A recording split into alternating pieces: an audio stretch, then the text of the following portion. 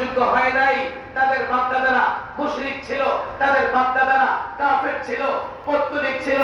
আজও যদি কেউ মনে করে তারা তাদের বাপ-দাদাদের অনুসরণ করবে, দেখতে হবে তাদের বাপ-দাদাদের কোরআন সুন্নাহর ইলম আছে না নাই, হেদায়েতের উপর আছে না নাই। কোন যুবক যদি মনে করে নেতার অনুসরণ করবে, তাকে আগে দেখতে হবে তার নেতার কোরআন সুন্নাহর ইলম আছে না নাই, হেদায়েতের উপর আছে না নাই।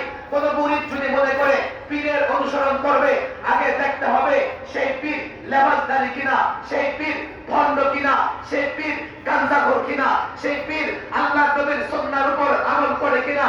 কোন ছাত্র যদি মনে করে তার উস্তাদের অনুসরণ করবে, আলেমের অনুসরণ করবে, শুধু আলেম নয়, দেখতে হবে দরবারি না দরকারি, দালাল না আলাল অনুসরণ করবার জন্য স্পষ্ট মাপকাঠি। যাকে অনুসরণ করবে তার ভেতরে কোরআন সুন্নাহর ইলম থাকতে হবে, হেদায়েতের উপর থাকতে হবে, আর না হয় তার অনুসরণ করা যাবে না।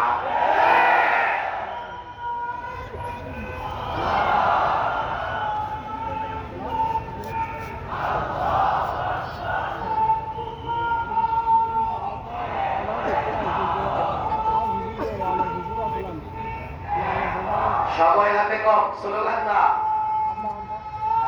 কথাগুলো বুঝবার চেষ্টা করেন।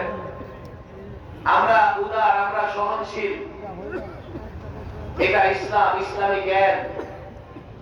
অলিপুরি সাহেব বলে গেছেন